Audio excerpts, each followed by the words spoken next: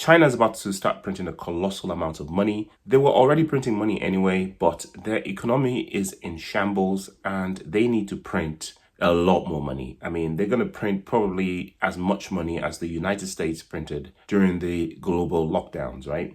So we're expecting to see a lot of money sloshing around in the system. That money is going to need a place to go, and cryptocurrencies, Bitcoin, etc., are going to be a major destination.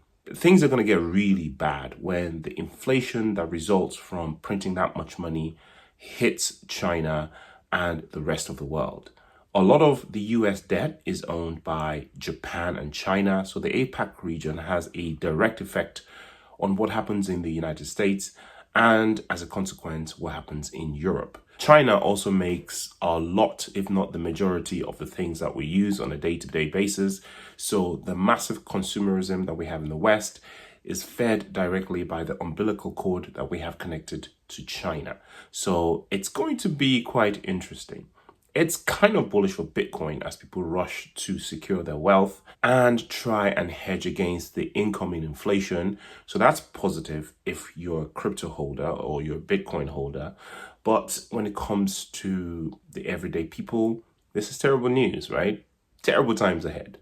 The systems have broken. What systems am I talking about? The normal control systems that are used to control the economy. The dials of fear and greed are broken. One of the broken dials, of course, is the fiat currency, right? Now, normally when inflation goes up the way we are seeing it now, it's because there's a lot of money in the system sloshing around and a lot of people are spending a lot of money, which means there's more money chasing fewer goods, which is why the price goes up, right? Unfortunately, inflation is going up, but there's no money in the system, at least not in people's pockets, right? And what is funny about that is the inflation that is being reported is a lot less than what's actually going on. The other day, I went to the supermarket to buy one of my favorite snacks, and it had gone up 30%. Now, they're not going to tell us that inflation is 30%, but on a day-to-day basis, you know it and I know it, that inflation is closer to 100% than anything else. The things I used to buy for £1,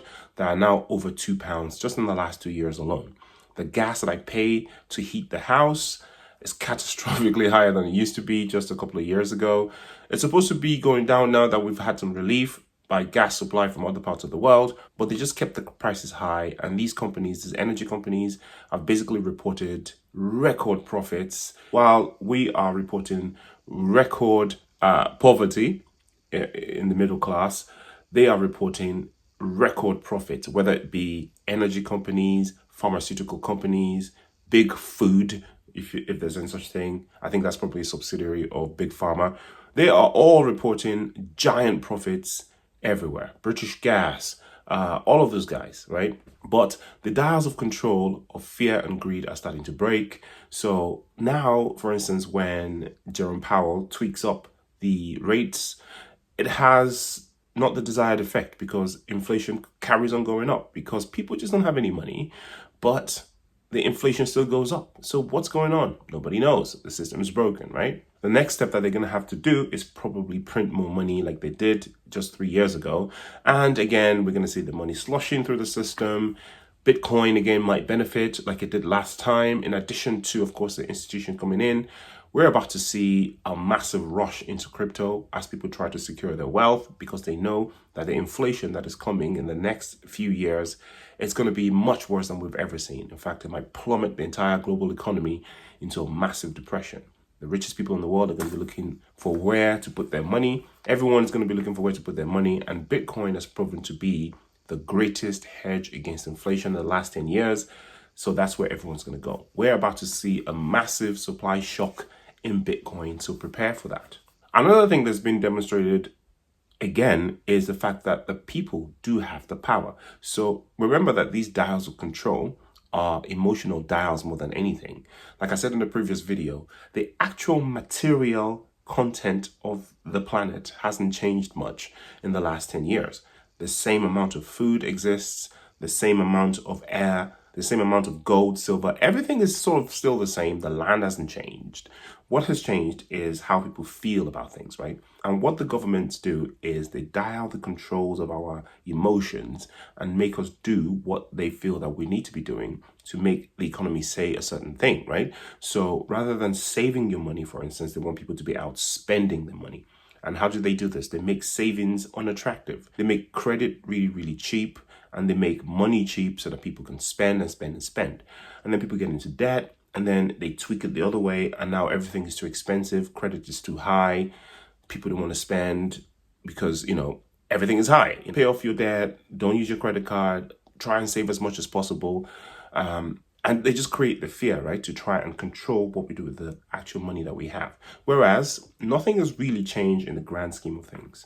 And that system itself is starting to be shown to be a fraud because, for instance, things like Gamestop is happening, which is sort of like the power to the people. You have the stock market that is centuries old that, has one group of people in society that are able to do things in that market and make money hand over fist.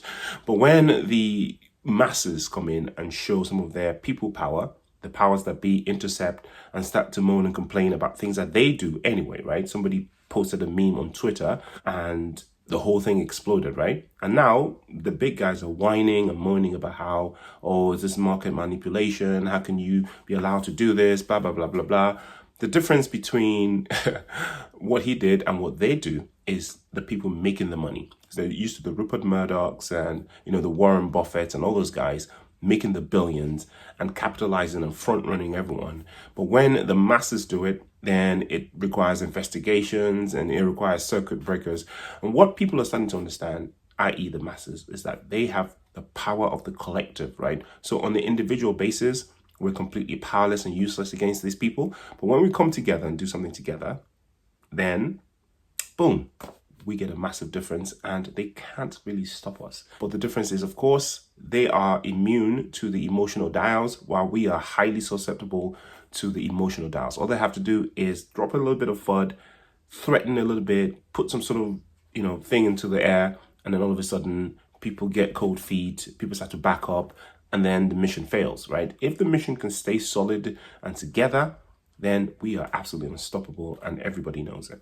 Talking of working together and people power, memes are absolutely exploding. Coinbase's base memes and Solana memes are absolutely skyrocketing again because the meme represents, in a way, the power of the collective, the network effect of the everyday people. Institutions, for instance, don't really buy memes. They're not interested in memes. Who buys the memes? Right? The everyday person on the streets, right? The kids, the young guys, the teenagers, the people who are savvy, the commoner, right? They're the ones that get into memes, right?